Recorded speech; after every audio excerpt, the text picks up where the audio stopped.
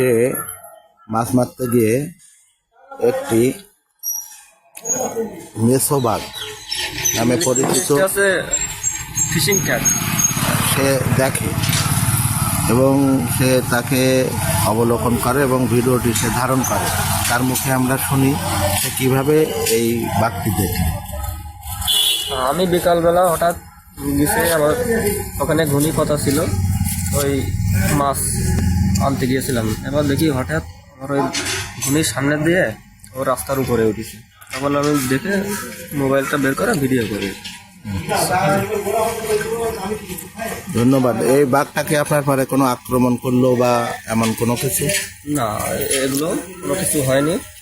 ও ওর মতো স্বাভাবিক ছিল, আমি আমার মতো স্বাভাবিকভাবে ভিডিও করেছি। এই পর্যন্ত।